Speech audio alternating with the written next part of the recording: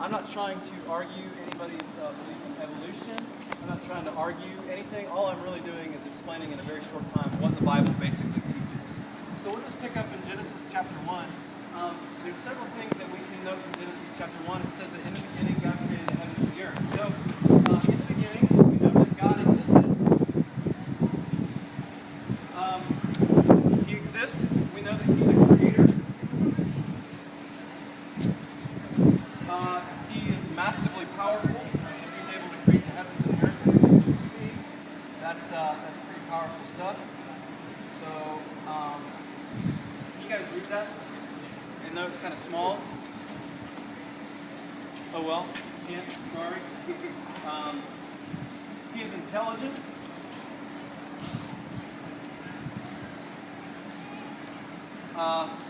He creates a universe that is complex, so he's a God of complexity.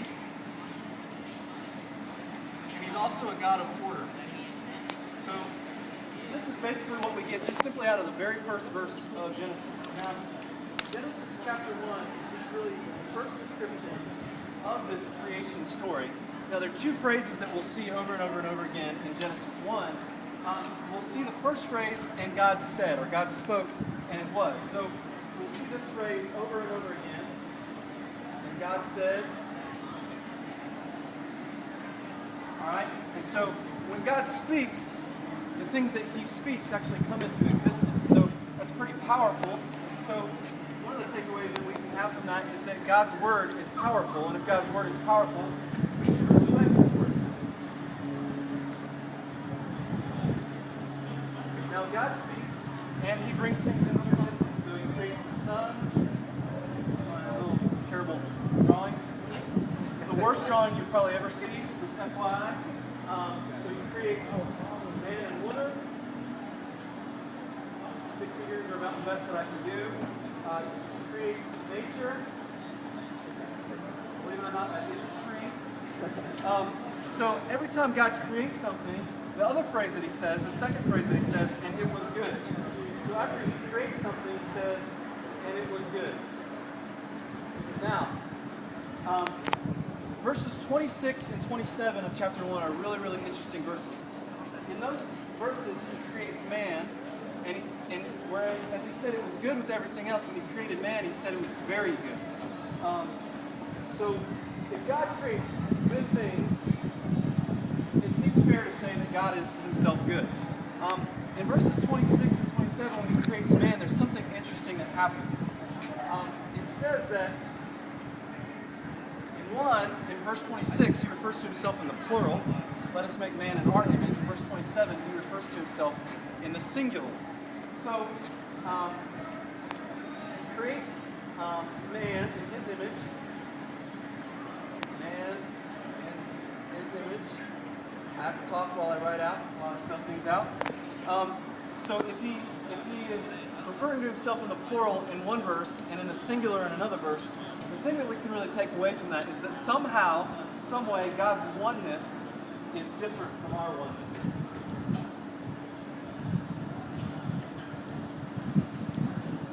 So, His oneness is different. Now, Genesis 2 is actually another version of the creation account. It's like Genesis 1, and then it gives us an account of the creation, but it's different in the way that it does it. Genesis 1 is actually more of a kind of a black and white, kind of broad strokes account of the creation. Genesis 2 is actually kind of a full color, if you will, or it dives into more of the specifics. One of the things that we see in Genesis 2 is that God gives man many things. One of those things that He gives him is trees in the garden, and He gives them one tree in particular, that He says that they are not to eat from the fruit of this tree. And that is the tree of the knowledge of good and evil. So He gives us this command. He says, "You should not eat of the fruit of this tree, for if you do, you will die." Now the point there is that disobedience to what God says not to do or to do, disobedience equals death. Now the word that we use for disobedience is sin. So where sin equals death, we see that commanded there. The other cool thing that's going on in Genesis 2 is that we see that man and woman walk with God, and that there's excellent relationships.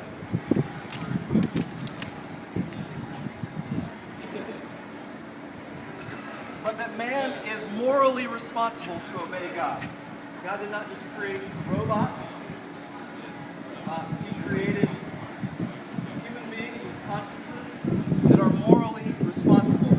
So it's an excellent setup. There's a good system going on. There's a good situation, and so it's unlike today where we have strife and problems and chaos and hurt, and torment. We don't have excellent relationships like we did, like was in existence in Genesis 2. The reason for that is that we have this thing that you may have heard. It is what theologians call the fall, a very complicated word. So I'll just write fall out there. So we were in this great relationship with God in Genesis 1 and 2, but in Genesis 3, there's a couple of key players here in this micro story. There's God, Adam, Eve, and Satan comes in the form of a certain serpent, and he convinces Eve to eat of the fruit of this tree. You've heard this story, I'm sure, many of you. The point here is that they disobey God, and now there's an issue. They have fallen, and so they realize that they're naked, and they feel shame. So the funny thing in the story is that they try to hide, which is really, really absurd. It's almost as absurd as Duke thinking they could have a legitimate football program. It's very absurd to think that you could hide from the God who created the universe, but that's what they were trying to do. They had made a covering for themselves. They had to cover themselves with fig leaves. But the problem with this covering is that it did not satisfy God. And so God comes and he has to make a covering that is satisfactory for them. And so he actually takes an animal and he sacrifices the animal, and he takes the skins from that animal and he fashions clothing for man and woman. So we see here in this story we have the very first substitute sacrifice. Now verse 15 in chapter 3 is a very key verse. We see a curse that happens in this verse. Going back to drawing, so bear with me. That's a snake. No, it's nothing like a snake, but it's a snake. There's a curse that happens in Genesis 3:15 where God says, between your seed, woman, and the seed of the serpent, there will be great enmity or contempt, which I understand because I'm like a 14-year-old girl when it comes to snakes. I hate snakes. My wife laughs at me, but I don't like snakes. But God makes a promise that out of the seed of the woman, or the offspring, there would come a deliverer who would strike a death blow to the head of the serpent. So there's a promise that she would have a seed, an offspring, that would deliver. So this is a key word for us. I'm just going to write D-E-L for the rest of our time. But this is a promise that God gives here. Now, as the story continues,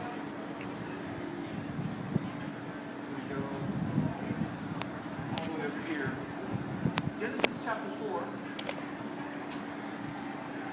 We've got two dudes here. They're both the sons of Adam and Eve. Their names are Cain and Abel.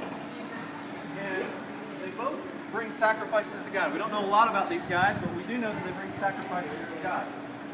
Abel's sacrifice, it says, was pleasing to God, but Cain's was not. One of the reasons for this is that Cain's heart was disobedient to God, and Abel's heart was pleasing to God. But I think another likely reason for why Abel's sacrifice was pleasing and Cain's wasn't is that Abel sacrificed an animal while Cain sacrificed the fattened fruit salad. So you have Abel actually obeying God in the example that God has given in chapter 3, whereas Cain says that I'm going to come to you, God, but I'm going to come to you in my own way. So Cain is the father of all false religion because he still tries to come to God.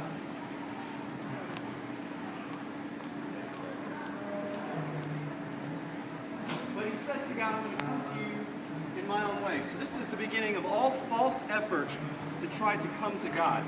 So how were people saved during the day of Cain and Abel? Well, they were saved.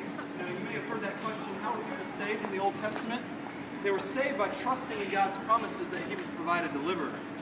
Now, Abel gave a sacrifice, but it wasn't sufficient enough to cover all of sin for all of time. So we are still waiting for the deliverer. Now, the next story is Genesis 5. And in this story, it says that there was evil constantly on the earth. There was evil everywhere, and God was tired of it. And so he decided to literally rain down his wrath on humanity through the flood. But he says, if you believe in me, I will provide a way of escape, and this will be by a boat.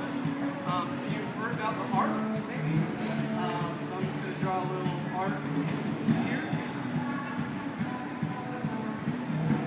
And so the interesting thing about this ark is that we know that it was between the length of 1 football field to 3 football fields in length.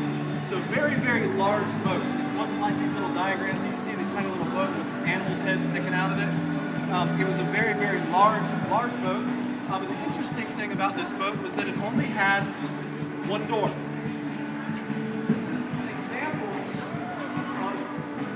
of God saying, there is a way of salvation, but it will only be my way. There is only one way. So how were people saved during Noah's time? Well, they were saved by trusting in God's promises.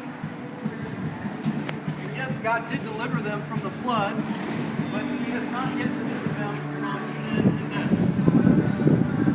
So we're still waiting on the deliverer.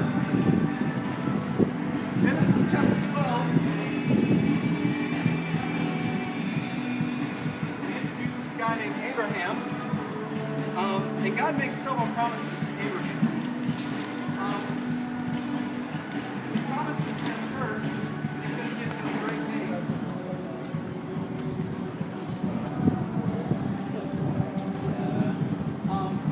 And he also promises that he's going to give him a land.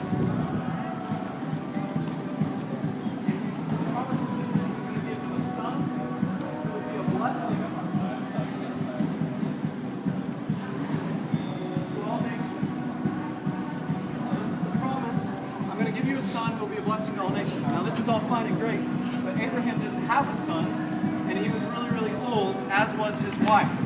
So this would be kind of like Betty White having a boy. Kind of tough to do, because she's really, really old. So, but God does give him a son, and the weird thing about the story is that after he gives him a son, the next thing he asks him to do is to sacrifice his son, which a lot of people think that's really weird.